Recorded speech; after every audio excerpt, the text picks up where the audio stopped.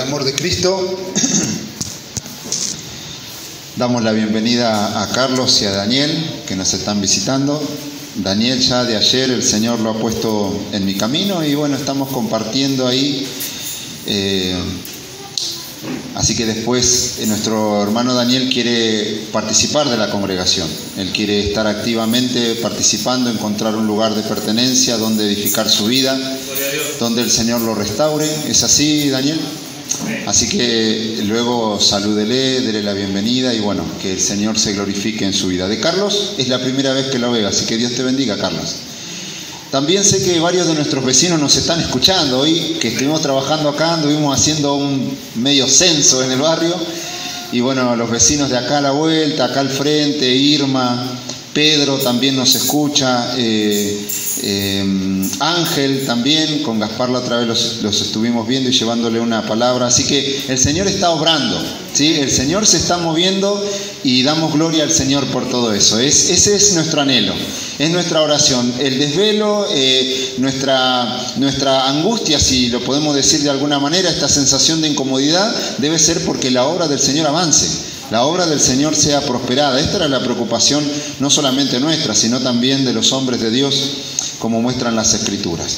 Vamos a ir al Evangelio según Juan. Vimos la primera parte del capítulo 14. Es un momento muy especial, es un momento donde el Señor Jesús está reunido con sus discípulos. Es un momento también muy triste. Jesús hizo 3 anuncios, que Él iba a ser entregado en manos de sus enemigos, que alguien lo iba a traicionar, ese era Judas, y que el que se presentaba como el mejor de todos los discípulos lo iba a negar. Ustedes imagínense, dijimos, ¿no es cierto?, en la predicación anterior, el estado de confusión, de perplejidad, de miedo, de angustia, pero el Señor allí les dice, no se turbe vuestro corazón. Creed en Dios, y todos habrán dicho, sí, bueno, créanme a mí también, habrá dicho el Señor ahí. ¿No? Creed en Dios, creed también en mí. Y de eso se trata nuestra vida cristiana. Se trata de ir caminando con los ojos puestos en Jesús. Cerramos la predicación anterior diciendo esto, ¿no es cierto? Que vamos a tener momentos de dificultad, de desequilibrio, de angustia, de estar un poco perplejos. La sensación de perplejidad es de no saber para dónde disparar, qué hacer, cómo movernos, qué cosa emprender, qué cosa no. Pero el Señor allí está tendiéndole las manos a los discípulos, primero dándole la esperanza, eso es lo que vimos en la primera parte, hablándoles de qué es lo que se espera para ellos, que Cristo volvería por ellos. Vimos también la garantía, la plataforma donde se apoya esa esperanza, es decir, Dios no nos hace nosotros construir castillitos en el aire, ¿no? Si usted va a la playa y arma un castillo, se sube la marea y el castillo ese se deshace, pero nuestro Señor Jesucristo es la roca firme, y si nosotros construimos sobre Él, vendrán tempestades, vendrán las olas, vendrá el mar, el viento, y nuestra casa no caerá, ¿sí? Porque Él es la roca de nuestra salvación. Y esta es la garantía que el Señor les va mostrando a sus discípulos, que en Él pueden estar seguros, que Dios no los iba a desamparar. Y lo último que vimos en la primera parte, los primeros 14 versículos, es que si verdaderamente sus discípulos creían en el Señor, iban a hacer las mismas obras que Él hizo. Y ahí todos nos pusimos a examinarnos, ¿no? Y a mirar, bueno, ¿cómo vamos en nuestro peregrinaje? ¿Cómo vamos en nuestra vida cristiana? Porque la evidencia de que estamos creyendo en el Señor es una vida que da testimonio. Es una vida que es luz, que es la sal, ¿sí? Y veíamos todas estas cosas en la misma persona de nuestro Señor Jesucristo. Él anduvo visitando, Él anduvo saludando, Él anduvo juntándose con los que nadie se juntaba, recibiendo a los pobres, a los menesterosos, sanando, tocando a los leprosos, y un montón de cosas que nos muestran la piedad personificada, es decir, una vida piadosa. Personificada es la persona de nuestro Señor Jesucristo. Y como Él anduvo, decía Juan en su primera carta, el que permanece en Él, el que permanece en Cristo, debe andar como Jesús anduvo. Y ahí tenemos muchísimo trabajo, ¿no es cierto? Pero no se turbe vuestro corazón. No nos turbemos. No nos dejemos engañar por lo que aparentemente hoy nos podemos observar de nosotros mismos. No nos dejemos engañar. Porque en esta segunda parte, el Señor va haciendo Yo me imagino la cara de los discípulos, ¿no? Cuando el Señor les dijo, bueno, si ustedes creen en mí, las cosas que yo he hecho, ustedes van a hacer y mayores aún.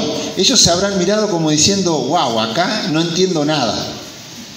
Si estaba antes perplejo, ahora peor. Es decir, nuestro maestro se va, nuestro referente se va y nos dice que si nosotros en verdad creemos en él vamos a hacer cosas mayores, chao, estamos liquidados. Si el que le sigue, el mejor discípulo, le va a negar, hay otro que lo va a traicionar, ¿qué queda para nosotros? Habrá pensado algún Tomás, ¿no es cierto? Y es esto, la dimensión de la obra de Dios a veces nos puede hacer dar como temor, miedo, y que en cierto sentido está bien, porque saben que la obra es de Dios. Y vamos a ver ahora cómo el Señor lo sigue introduciendo, como que lo sigue empujando para que se tiren al mar, ¿no? Para que confíen, porque Él les daría el ayudador por excelencia. Y es de lo que se trata este punto, la promesa del Espíritu Santo, ¿sí? La promesa del Espíritu Santo. Antes de leer, quiero hacer esta breve enseñanza respecto de esto, porque el Espíritu Santo en el Antiguo Testamento no operaba de la misma manera que hoy opera en la iglesia. Y esto lo vamos a notar. Antes, por ejemplo, el rey David se mandaba una macana y decía, Dios, no quites de mí tu Santo Espíritu. Entonces hoy muchos creyentes miran eso y al darse cuenta de nuestra condición, porque como estuvimos viendo con nuestro pastor, todos pecamos, ¿sí? El que dice que no peca le hace a Dios mentiroso. Entonces muchos de los creyentes están muy apagados. Como que Dios se ha olvidado de nosotros, como que Dios se ha apartado, nos ha abandonado, como si estuviéramos como una casa desierta. Y la realidad en el Nuevo Testamento para nosotros es que Cristo siempre está con nosotros.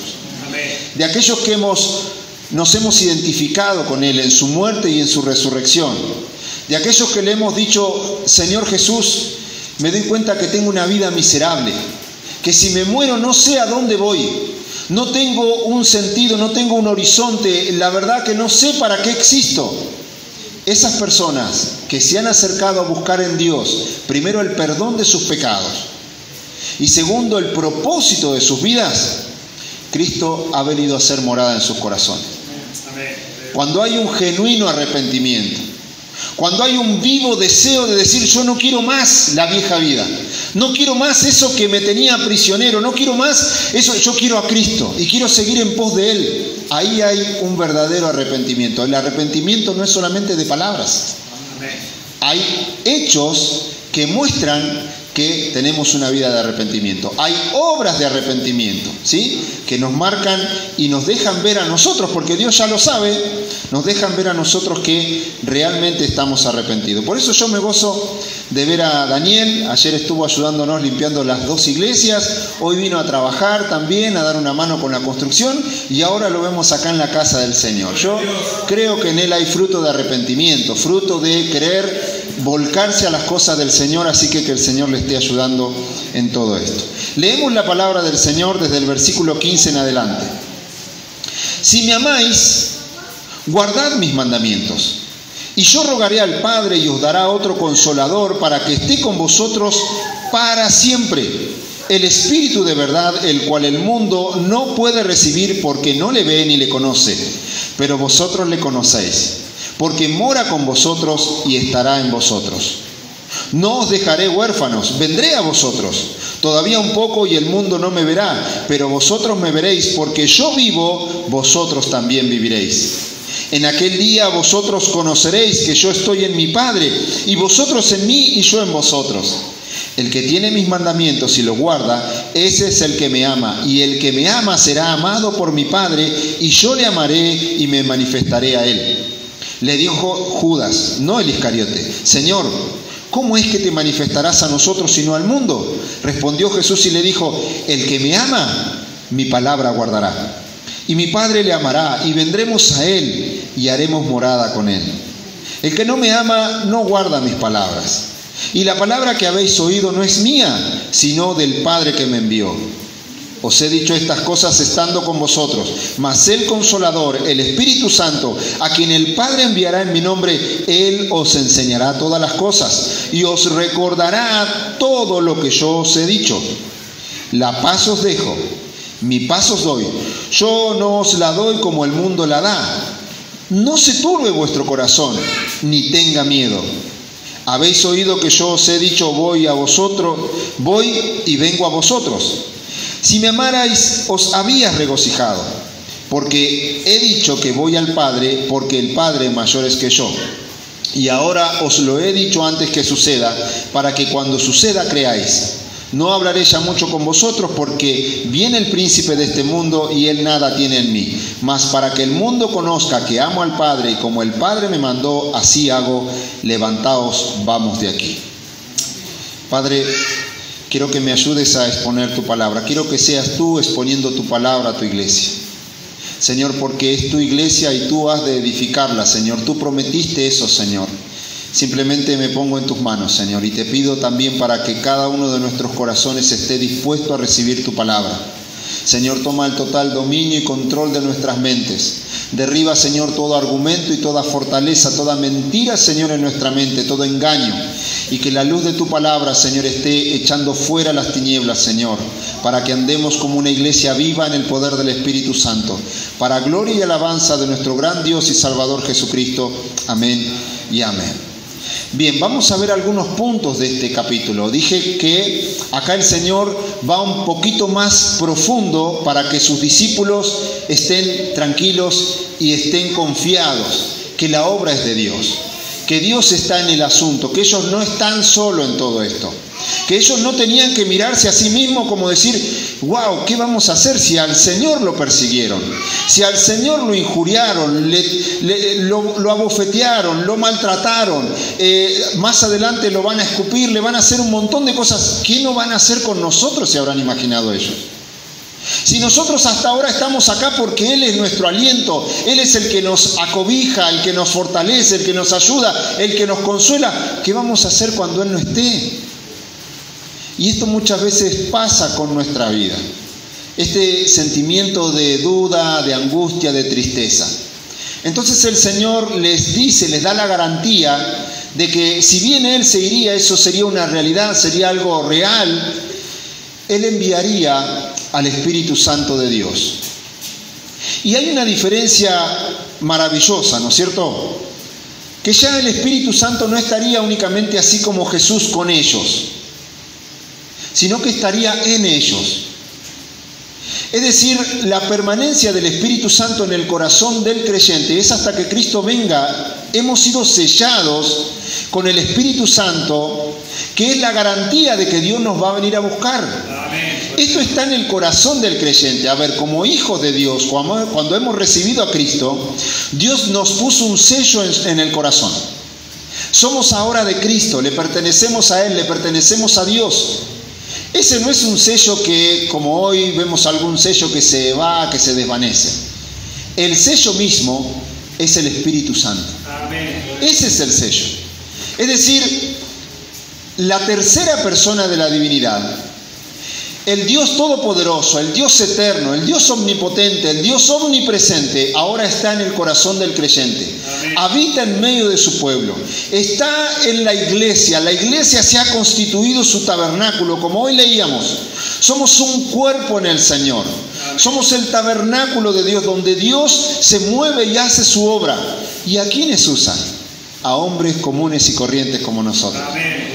Hombres que a veces les tiemblan las piernas, ¿no es cierto?, como a los apóstoles, como a los discípulos allí, que están dubitativos, que están un poco tristes, que no saben para dónde salir corriendo. Con esos el Señor iba a hacer una terrible obra. Gloria a Dios. Pero hay una condición allí cuando arranca estos versículos que compartimos. Así como en los versículos anteriores decían, si creéis en mí, las obras que yo hago, ustedes también van a hacer, y mayores harán. Ahora hay otro condicionante, dice, si me amáis, si verdaderamente me aman, guarden mi palabra. Amén. Y esto de guardar la palabra del Señor no se trata de cuán inteligente o cuánta capacidad de retención puedo tener yo en mi cabeza. Porque algunos tenemos distinta ejercitación, ¿no es cierto?, en la lectura, en estudiar, en aprender otras cosas. Eso ejercita nuestra capacidad de comprender, pero en el ambiente secular. Aquí lo que le pide Dios al creyente es que atesore como algo precioso, como algo maravilloso, como algo glorioso. El apóstol Pedro lo compara con la leche espiritual no adulterada, es decir, el alimento que necesitamos para nuestra vida. Nuestro Señor Jesucristo lo comparó con el pan que nos alimenta, que nos sacia, que nos fortalece, que nos ayuda en nuestra vida biológica, ¿no es cierto? Pero aquí la palabra de Dios nos ayuda para nuestra vida espiritual. El creyente que no guarda la palabra del Señor, el creyente que no se ejercita en ir a la palabra de Dios, en buscar en ella el refugio, el aliento, el consuelo, puede andar muy errante, puede andar muy desorientado. El Señor les dice este condicionante: si me amáis, guardad mis mandamientos, guardad mi palabra, y yo os rogaré al Padre y os otorgará y os dará otro consolador, otro ayudador también podemos decir. Pensemos en las características del Espíritu Santo, que al igual que Dios el Padre, que Dios el Hijo, porque comparten la misma sustancia, es decir, son personas distintas dentro de la Trinidad, dentro del Dios, del gran Dios nuestro, que es un Dios trino, tres personas en un mismo Dios, son un mismo Dios en tres personas, y que comparten características similares, son eternos, son todopoderosos, están en todo lugar, lo saben y lo conocen todo, pero sabe que también nos aman con amor entrañable. También son sabiduría, también son inteligencia, también son consuelo para nosotros. Y todo esto es el Espíritu de Dios para nosotros. Por eso podemos entender que Él es ese ayudador que ellos iban a necesitar luego de ¿qué? Luego de que Cristo no estuviera con ellos. Y esto es lo que Dios le ha dejado a la iglesia. Y esto es lo que sustenta a la iglesia. Mire si la iglesia estuviera sustentada por hombres y por mujeres. Ya se hubiese extinguido, ¿no es cierto?, la tarea del cristianismo. Pero como es el Espíritu Santo el que sostiene, el que da vigor, el que da poder, el que da sabiduría, el que da inteligencia, el que santifica, el que redarguye, el que reprende, el que exhorta, el que instruye, es que la iglesia sigue marchando. Y de hecho, como creyentes debemos seguir marchando. Debemos seguir hacia adelante, porque Dios no nos ha dado espíritu de cobardía, sino de poder, de amor y de dominio propio. Estas son capacidades que el Espíritu Santo nos da a nosotros. ¿Cómo nos va equipando? ¿Cómo nos va fortaleciendo? Por eso espero que en esta noche, en esta tarde, se nos puedan ir aclarando algunas cosas con las cuales Dios nos ha equipado para que no estemos turbados y sin rumbo en nuestra vida cristiana. El Espíritu de verdad. Aquí hay otro nombre para el Espíritu Santo, es decir, el Espíritu que realmente les hará conocer todo con respecto a Dios, toda la verdad, todo lo que el hombre necesita conocer. Muy a contraposición del Dios de este siglo, ¿no? Del príncipe de la potestad del aire, de Satanás y de todo su artilugio de engaño. El Espíritu de Dios es el que nos conduce a nosotros en nuestra vida cristiana para andar en la verdad, para andar en Cristo, para vivir como Cristo quiere, como Dios quiere. No os dejaré huérfanos, vendré a vosotros. Y esto nos deja ver, este versículo 18, lo que va a acontecer luego.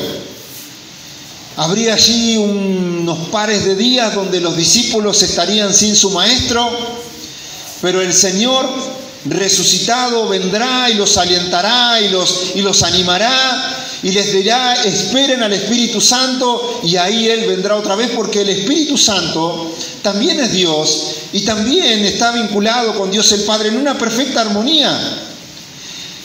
Esto compartíamos con nuestros hermanos el viernes en las clases de estudio, que lo que nosotros vemos en la Trinidad, ¿no es cierto?, esto de compartir, de la perfecta armonía, aunque son tres personas espirituales diferentes, y que hay una subordinación, es decir, Dios el Padre, Dios el Hijo, Dios el Espíritu Santo. Esto es lo que nos muestra la Escritura, ¿no es cierto?, cuando son nombrados, el Señor Jesús también hablando de que el Padre es mayor que Él.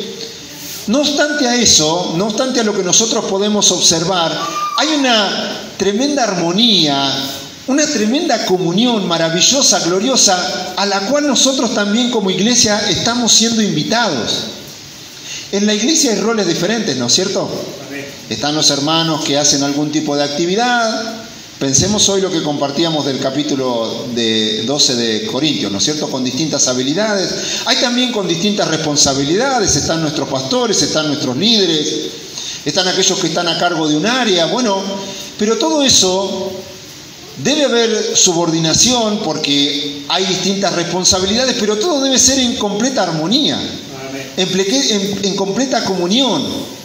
El vínculo perfecto, nos enseña las Escrituras, es el amor. Este es el vínculo perfecto. Y acá el Señor le dice, no los voy a dejar huérfanos, vendré otra vez. Y como el contexto es la venida del Espíritu Santo, es decir, lo que va a acontecer en Hechos cuando el Espíritu Santo sea derramado sobre la iglesia, entendemos que se refiere a eso. Sabemos que Jesús vendrá en su segunda venida, pero este no es el contexto, no se refiere a eso. Se está refiriendo al Espíritu que habrían de recibir en el día de Pentecostés todos los que allí estaban y nosotros también, ¿no es cierto?, a ser miembros de la iglesia. Versículo 19 dice, todavía un poco y el mundo no me verá, pero vosotros me veréis, porque yo vivo, vosotros también viviréis. Hermanos, acá tenemos un punto para observar cómo la iglesia, la dinámica de la iglesia, la experiencia de vida de la iglesia es en completa vinculación con la vida que Dios da. Es decir, la iglesia es un organismo vivo, no es un organismo inoperante, no es un organismo estático, no es una institución. Por eso la iglesia son cada uno de los creyentes en Cristo y estos manifiestan, reproducen, se mueven en virtud de la vida que Dios nos ha dado a cada uno de nosotros.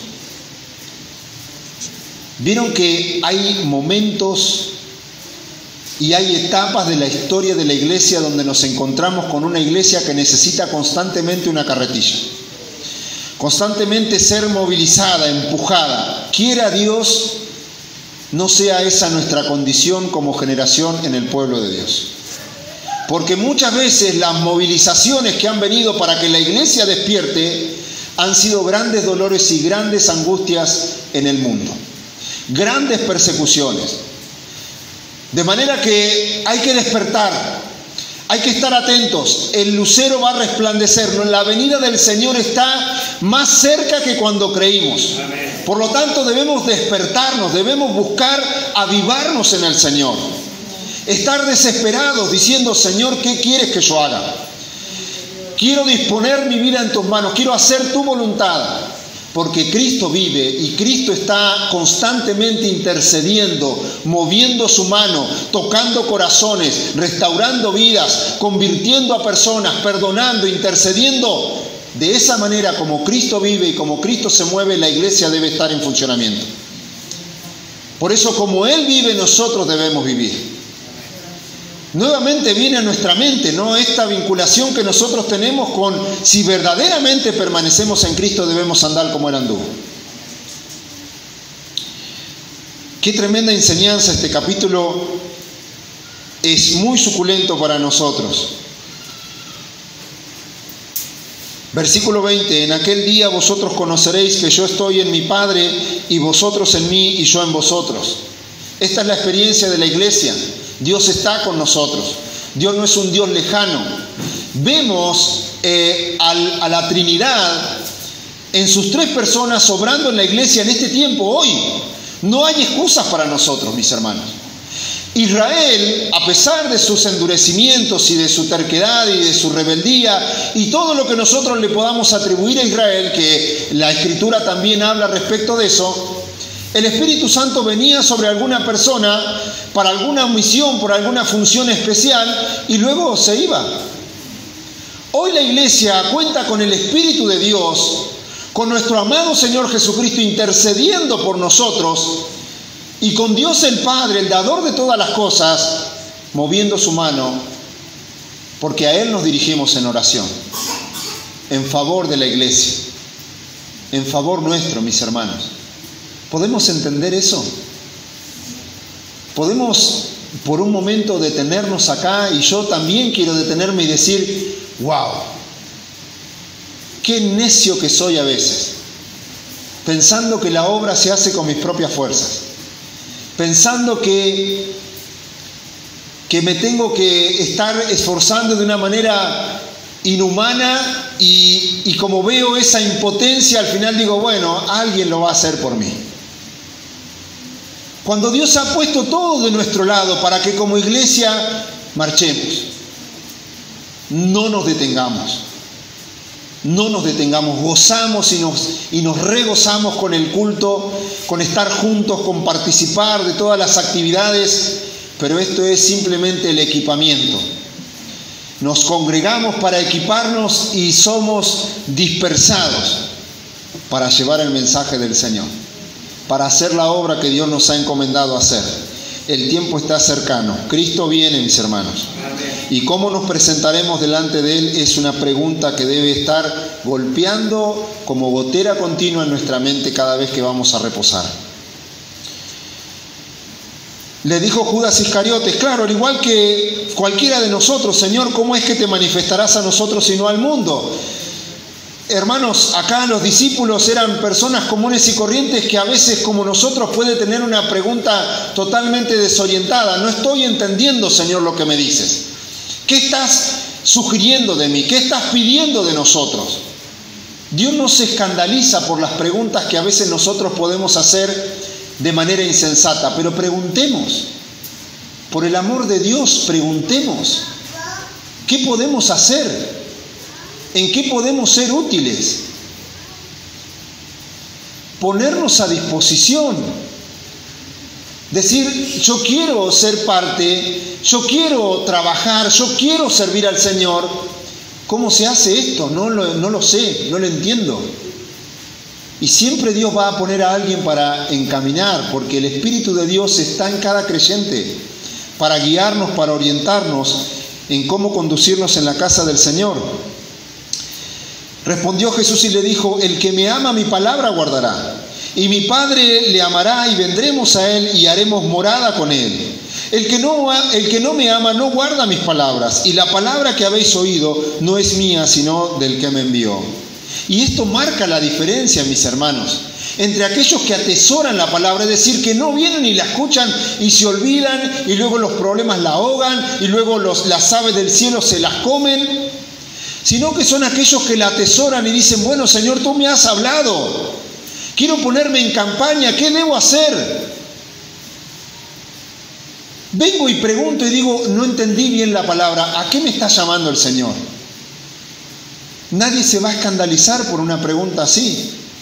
El Señor le explica claramente a Judas, mirá, Judas, es claro, el que me ama va a guardar mi palabra y va a hacer lo que Dios quiere y vamos a estar con Él, vamos a venir, vamos a hacer morada con Él. Pero el que no me ama, esto es como dejar pasar el tren, va a ver, va a escuchar. Esto es como los que 2x3 vienen, son iluminados un tiempo, la palabra ahí como que viene a hacerles un clic, pero no perseveran en la palabra, la abandonan porque en realidad no quieren cambiar. La luz viene a este mundo, pero los hombres aman más las tinieblas que la luz. Pero hermanos, no nos dejemos engañar nosotros también por la liturgia cristiana.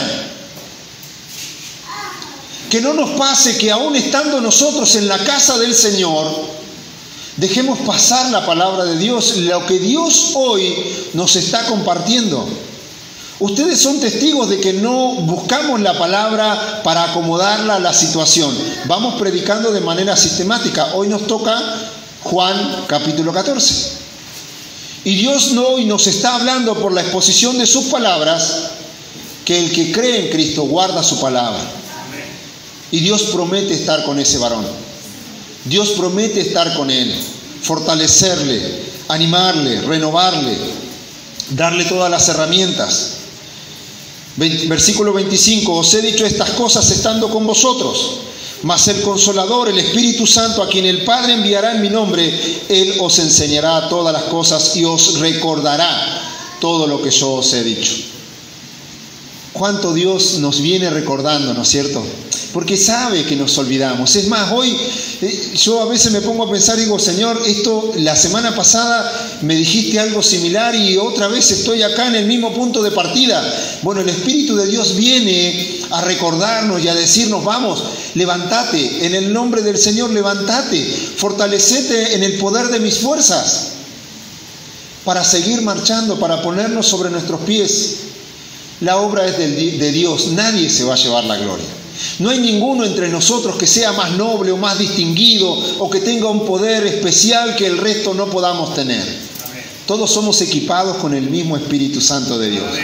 Los niños que están entre nosotros, que están creyendo, que le están diciendo a Jesús, sí Señor, yo quiero servirte, yo quiero hacer tu voluntad, ellos también tienen y poseen el mismo Espíritu de Dios, el cual nosotros también tenemos para servir a Cristo. No hay diferencia. No hay diferencia entre hombre y mujer. Para Dios todos tenemos la misma dignidad, distintas responsabilidades, pero la misma dignidad. Dios nos otorga las mismas herramientas para todos en Cristo Jesús. Este ayudador, el Espíritu Santo, el Padre lo enviaría allí en Hechos capítulo 2 y de ahí en adelante en toda la dispensación de la iglesia, todo tiempo, toda generación, todo momento en el que hay una persona arrepentida y que le dice a Cristo, ven a mi vida, allí está el Espíritu Santo de Dios obrando en el corazón del hombre, tocando, transformando, dando una nueva naturaleza. ¿Qué pide esa nueva naturaleza? A mí me sorprende encontrarme con tantas personas que me dicen, sí, yo creo en Dios. Y le decís, bueno, vamos a tener un culto, nos vamos a juntar, vamos a orar, vamos a cantar. Bueno, te aviso si puedo ir. No hay una nueva naturaleza ahí, mis hermanos. No hay una nueva naturaleza que los está movilizando, diciendo, tengo hambre de la palabra, tengo hambre de estar con mis hermanos, tengo hambre de servir al Señor, tengo hambre de congregarme, tengo hambre de compartir, tengo hambre de escuchar, de orar con mis hermanos. Eso es lo que moviliza la nueva naturaleza en el corazón del hombre. Amén. Por eso hoy podemos dudar, en el buen sentido, de que hayan personas que por más que dicen, oh, yo hace 5, 10, 15, 20 años fui líder de jóvenes, fui líder de no sé qué, pero hoy no aparecen. Y a pesar de la insistencia y de las oraciones y de las recomendaciones y del aconsejamiento, ahí están, totalmente detenidos, sin intención de decir, necesito ayuda. Sin utilizar el celular tanto que se utiliza a veces para ver pavadas y ver el estado de todo el mundo, decir, necesito oración, por favor, ayúdenme, acompáñenme en oración. Me siento solo, me siento triste, me siento necesitado de la comunión. Pero no sucede hoy, hay mucha gente engañada, lamentablemente, lamentable y tristísimamente. Por eso, si bien nosotros creemos en que las personas deben recibir a Cristo y levantar su mano y orar, también debemos comprender que a la justificación, a ese acto de que el hombre pone en Cristo su confianza, le precede la santidad. Hay algo que se mueve en ese corazón, hay algo que empieza a cambiar, que empieza a ser transformado. Esa persona ya no vive como vivía antes, porque hay algo que lo impulsa, algo que lo moviliza a cambiar de vida. Es el Espíritu Santo, es esa nueva naturaleza que lo mueve a otra cosa, que lo quiere sacar de la mugre, porque el lodo no es su lugar, porque la mugre no es su lugar, porque la corrupción no es su lugar, y quiere huir de ese lugar. Pero es el Espíritu de Dios el que hace todas estas cosas. Humanamente es simplemente religión y desaparece en algún momento. El Espíritu Santo recordaría todas las cosas. De hecho, es lo que Él hace en este momento. Él glorifica a Cristo en nuestras vidas. El Espíritu Santo va formando a la persona, el carácter de Cristo en nuestros corazones como creyentes. Él está tratando con nosotros intensamente, arduamente, movilizándolos, hablándonos, guiándonos, redarguyendo nuestra vida, trayendo convicción, tristeza por el pecado.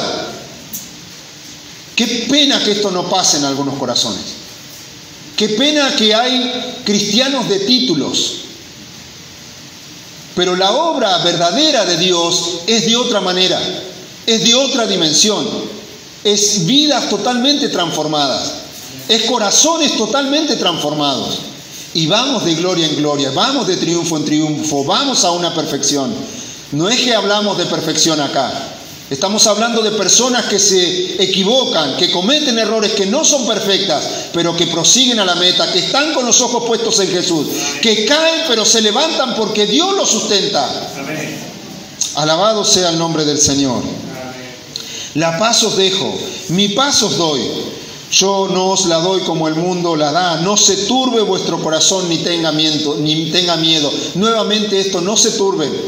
La paz que proviene de Dios es una paz sobrenatural, es una paz, perfecta paz porque proviene de Dios. Las cosas que Dios da son de su perfección, son de su completud. Tenemos paz ahora. ¿Por qué tenemos paz?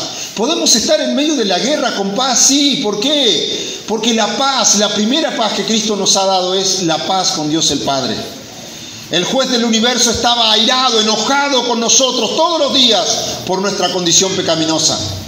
Pero Cristo se hizo ese puente para que ahora el hombre tenga paz para con Dios. Amén. ¿No podés dormir a la noche por tu pecado?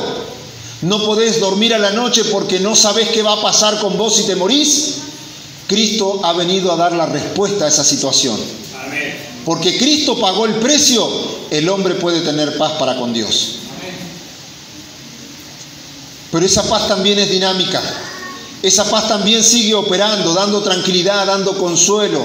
Y esto es también en lo que el Señor va más en profundidad. ¿Por qué? Porque ellos estaban turbados, pero vendría un ayudador que traería paz, que traería consuelo, alivio. Y eso es lo que hoy la iglesia tenemos. En medio de las aflicciones, de las circunstancias, podemos tener paz en medio de las tormentas. Dice, versículo 28, habéis oído que yo os he dicho, voy y vengo a vosotros. Si me amarais, os habría regocijado, porque he dicho que voy al Padre, porque el Padre mayor es que yo. Acá vamos a terminar, mis hermanos. Vimos una condición, una reiteración a la condición, ¿no es cierto? Si amamos a Cristo, vamos a guardar su palabra de manera celosa, como algo precioso, lo vamos a atesorar, nos vamos a aferrar a ello, vamos a vivir por eso, vamos a comer con eso, vamos a beber de eso, porque es nuestro sustento diario como creyentes, como genuinos discípulos. Si acá hay un genuino discípulo, levante la mano. Amén. Si hay un genuino discípulo, va a amar la palabra, va a buscar la palabra, va a alimentarse de la palabra, va a guardar la palabra y la va a atesorar. Pero también vimos que el Señor no los dejaría solo. Él se iría, el Cristo resucitado estaría allí con otra tarea, pero enviaría luego al Espíritu Santo. ¿Para qué? Para que esté con ellos, para que sea su ayudador. Y esto es la vida de Dios, la persona de la Trinidad que está operando en la iglesia, en nuestras vidas. En cada corazón, en cada tarea que hacemos, respaldando nuestras acciones, dándonos poder para que la obra siga avanzando. Y el último punto, del cual nosotros también debemos regocijarnos, mis hermanos. Vimos ya que el Espíritu de Dios está con nosotros, pero nuestro amado Señor Jesucristo ahora está a la diestra de Dios el Padre, y esto le está diciendo a los discípulos. Tal vez nosotros a veces no entendemos esta dimensión, pero el abogado de nuestras vidas, aquel que cuando Dios nos ve y dice, y uno dice, Señor, mirá mi vida, mirá lo torcido que soy, mirá lo pecador que soy, mirá lo inconstante que soy, lo mentiroso que soy, lo hipócrita que soy. El Señor está allí a la diestra de Dios el Padre, mostrándole al Padre lo que Él ha hecho por nosotros. Y la Escritura nos dice, de Cristo estamos revestidos. Y por Cristo somos justificados. Cristo se ha hecho para nosotros justificación, santificación, redención, todo lo tenemos en Cristo. Y Él ahora está intercediendo, es decir, obrando a favor, obrando en beneficio de los creyentes, intercediendo por cada uno de nosotros, mis hermanos. Eso es motivo de regocijo, eso es motivo de alegría, eso es motivo de gozo para nosotros. Quiero invitarlos a que nos pongamos de pie. Hay una canción que dice, aquel que la buena...